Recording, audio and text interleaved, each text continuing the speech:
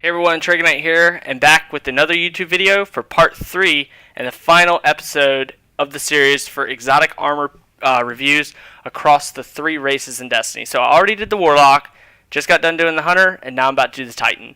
So I actually don't run a Titan. I very shortly even played on a Titan back a while ago, and never mained it as my main class. Only main Night Stalker and Voidwalker, and then now I main Stormcaller, and I will be there for the duration of Destiny 1, hopefully into Destiny 2 if it's included.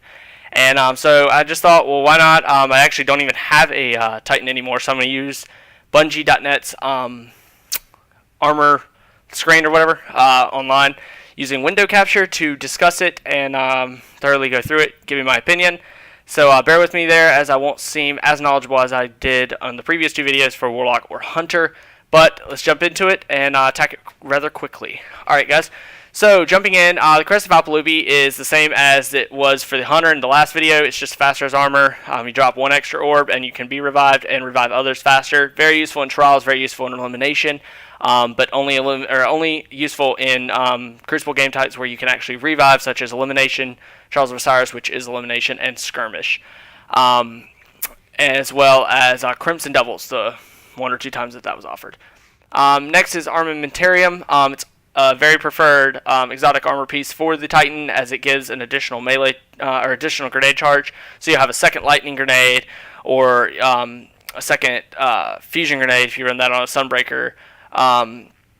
Or additional magnetic grenade or whatever the grenades are for bubble. I've never ran bubble, so I'm not exactly sure, but I know I got stuck by freaking magnetic grenades before, so you could have that. And then third is probably the most popular exotic in all of the exotic armor pieces for the Titan, and that's the Twilight Garrison, enabling you to evade while airborne.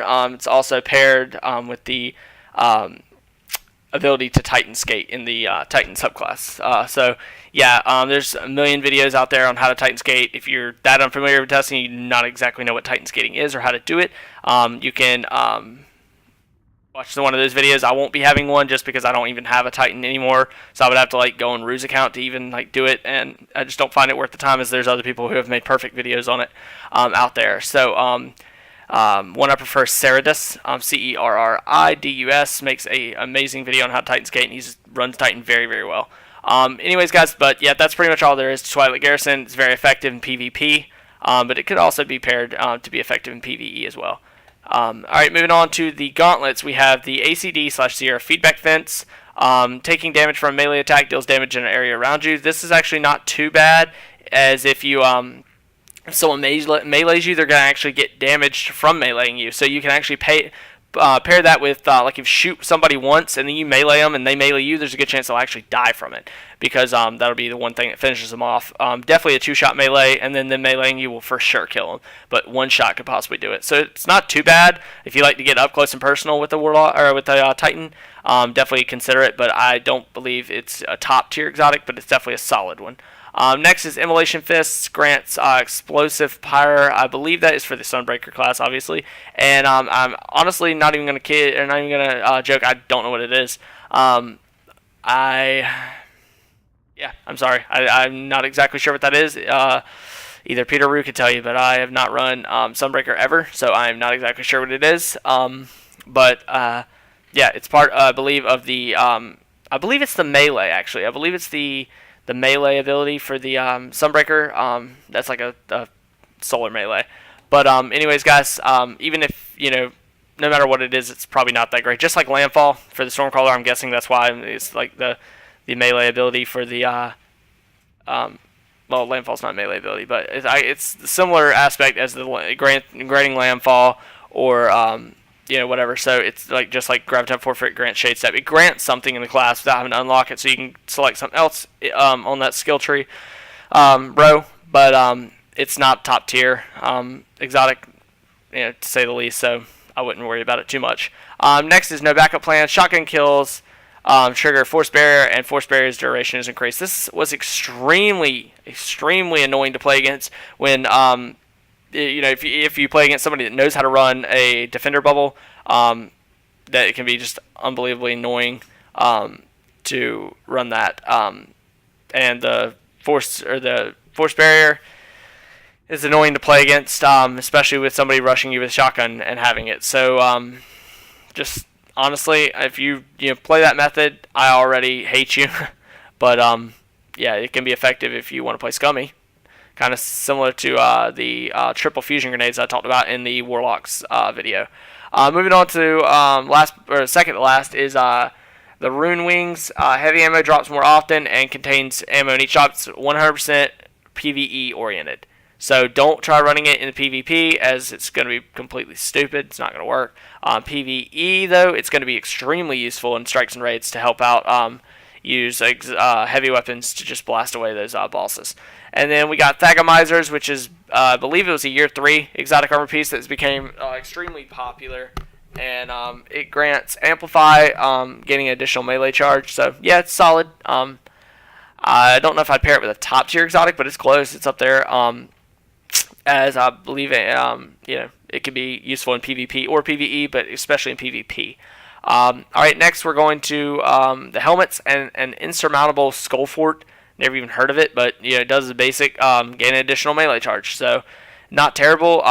For the Striker Titan, having the Storm Fist overloads, actually a one-hit melee, so having 2 of them would be quite useful. You can run up in close combat, hit one person, knock them out, hit another person, knock them out, one-hit kills. So that's actually a very good exotic. I wouldn't, run it because I'm obsessed with Twilight Garrison. When I do run a Titan for the very, very tiny amount of time that I did, but it's not a bad choice, honestly. Alright, moving on, we got Impri and Bellicose, aiming weapons while airborne holds you in place. So it's kind of like the, what's it called? I have on a Warlock so I can look it up. Angel of Light, I believe. Yep. So Angel of Light, it's just like Angel of Light, which holds you in the air. It's not like something extremely useful, but and it can also just honestly, it can help you get picked. PvE, I'd say it's probably better. PvP, you're going to draw too much attention to yourself and instantly get put down. But PvE, it could be quite useful. And then we got the Eternal Warrior, starting with the top tier helmets, I believe. It's the Eternal Warrior. It gains Unstoppable. It also kind of looks cool, but at the same time, some people, it's like a black or white. Some people think it looks cool. Some people thinks it looks completely shitty. But the Eternal Warrior, I think it looks kind of cool, and you gain Unstoppable with the Fist of Havoc, which makes you pretty much impossible to kill when smashing, which makes it a perfect counter super and a perfect stress super. Next is Helm of the Inmost Light, gaining Death from Above with Headstrong. Death from Above is where you can aim and fire down your smash. It's actually probably the top tier perk to run in that skill tree set for PvP.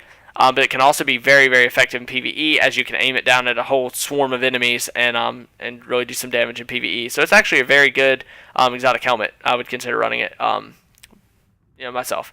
Next, moving on, is Helm of Saint 14. Blind enemies inside your Ward of Dawn. So what that is it's for the bubble, defender class, and when they try to come into your bubble, they automatically are blinded. So it already is effective when people are dumb enough to come into your bubble. It's almost impossible to kill you in a melee battle. You're most of the time, if it's your bubble, you're obviously going to easily kill them. But now that they're blind and can't even see you, it's a gimme. So it's a guaranteed kill for idiots that want to come into your bubble and just get shit on. But it's not a top tier exotic. But it's solid for the defender class. So remember that. Consider that. So moving on, we got the Glass House, Blessings of Light, and Weapons of Light last longer. This is probably the top tier exotic for the bubble class for the PvE setting, and it could even be for the PvP, but when you're granting those Blessings of Light and Weapons of Light, most of the time in PvE, it's just completely prominent that they last as long as possible. It's just extremely crucial. So this is the one exotic that really, really, really helps that. So you pop on a Glass House with a Bubble Titan that really knows what he's doing, you can really, really, really make raids easier. Strikes should be easy as is, but they could be a freaking cakewalk, as easy as a patrol if you have that kind of setup going. And then I've never even seen this. I've seen it, but never really analyzed it. The Take a Knot is all rocket launchers gain tracking. Oh wow, that's cool. visible radar while zooming with heavy weapons and heavy weapons. So it's completely PvE oriented. I'd say the only thing that's even PvP oriented is the fact that all rocket launchers gain tracking. But for PvP, most of the time you're going to already have one. If you're considering running a rocket over a machine gun, you're going to already have a rocket that's decent enough. And if it's a solid rocket, it probably has tracking. But this is extremely useful in PvE. So the glass house, if you don't run a bubble, I would say definitely rock with the Tuckanut, because it's amazing sounding with the abilities it gives for PvE standpoint. All right, moving on, guys. We have the Dune Marchers, starting with the legs. We have the Dune Marchers, which is going to increase the sprint speed, move faster while aiming weapons with aimed weapons. The way they worded that was weird. While aiming weapons, same principle, and then tighter sprint turn radius. So it gives you that frosty EE5s from the Hunter's fill, and honestly, it's going to make you faster. So honestly, I know some people that run this with shoulder charge. Very scummy way to play. Just run around trying to shoulder charge everyone, because it takes no skill to do that. Especially the fact that shoulder charge can go from such a long distance and lock on. It's ridiculous. You push one button inside of a vicinity of 5 feet from some, or 5 meters from somebody, and it's a guaranteed kill. Shouldn't be. So Dune Marchers, anyways, guys, is going to help you be scummier and play that way. So if that's your kind of thing, you just want to piss people off, go ahead and run that, because that can be extremely effective doing that, playing like that.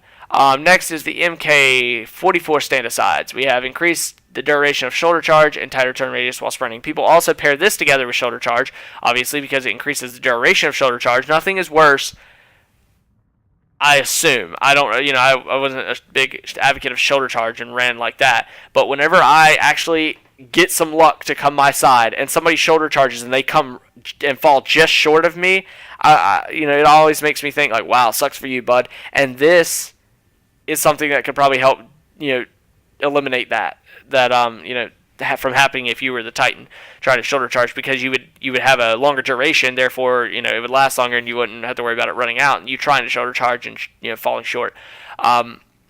So it's kind of right there with the Dune Marchers, is like both being useful for shoulder charging. And then we have Peregrine Graves. Literally all three now are all about shoulder charging. Airborne shoulder charge deals bonus damage. I don't really know exactly what's so useful about that, considering the fact that unless you're doing it to like a PvE enemy that's not going to necessarily die, guarantee off one hit, it could do more damage, because no matter if you're airborne or not, you're going to kill somebody in the Crucible one hit PvP. So so all three are for shoulder charge. Pick your poison if you run shoulder charge. Next is the marks, as I've discussed in the previous two videos with the Hunter and the Warlock. The exotic armor, or the exotic class armor, is the only thing awesome about it is the fact you can pair it with another exotic, so it doesn't count as your one only exotic you can run. But they're really not that good, as they only increase the amount of reputation gains you get for that particular faction. And correct me if I'm wrong, but I believe you have to get to level 25 to get the exotic quest and obtain one of these, because I believe I obtained the Dead Orbit one, the cloak for the Hunter, back on my old account. So I believe that's what I had to do. And that wraps it up, guys. That's the end of it. So that is all the exotic armor for the Titan. I would say if I have to replay it through, my favorite is Twilight Garrison, followed by a simple Crest of Alpalupi to get a fast res. Nothing else really stands out to me unless I was going to run PvE, and then I'd either run the Tekkanut, or if I ran Bubble, I'd run the Glass House, because there's some really good perks on those two for PvE. Other than that, I would probably just stick with a Twilight Garrison and possibly a Crest if I was running PvP.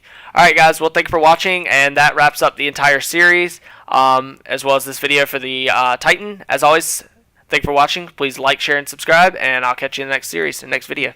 Thank you for watching.